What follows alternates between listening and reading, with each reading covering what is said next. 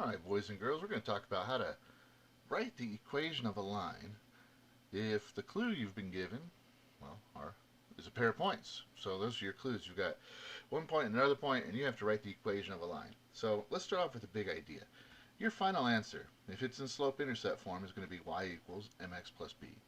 If your answer is supposed to be in standard form, well, you're going to start with this anyway. So let's just talk about how to get this from 2 points. So your first idea is you got to find that slope, and then you're going to use one of your points that it gave you, x and y, and you're going to plug everything in to y equals mx plus b, and you're going to solve for b.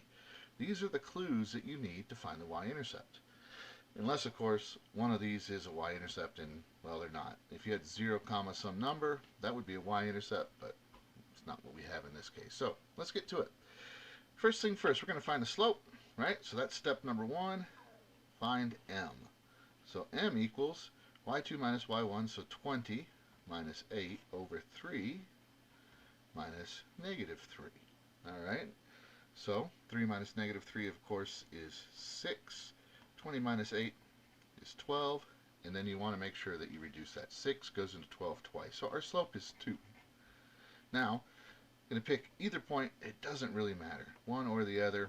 I'm going to go with this one because the numbers are a little bit smaller, but you get the same answer either way. So step 2, start with y equals mx plus b, and you plug everything in. Now there's a point slope formula that you could use, but I mean, why not use just slope intercept form? That's what you're looking at when you're done anyway. And well, let's get to it. So y equals mx plus b. I know that m is 2. I know that if I'm going to use this point, x is negative 3 at the same time when y is 8. So I'm going to solve this. 8 equals, you plug it in, you simplify it. That's negative 6 plus b. You're going to solve for b using inverse operations. Don't skip this step. If you're ever getting stuck, don't skip that step. Write it out. People mess it up all the time because they try to do it in their head. They get in a hurry, then they make a silly addition error. There's your y-intercept. So here's what our answer is. We found that our slope was 2, and we found that our y-intercept was 14.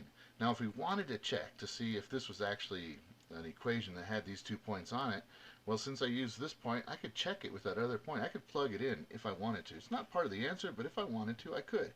So that's what I'm going to do. I'm going to plug that in. 20, 2 times 3 plus 14. Let's see, is that true? 20 equals 6 plus 14? Well, well, well. Look at that. That is a true statement. This is a solution to our equation. That one is 2.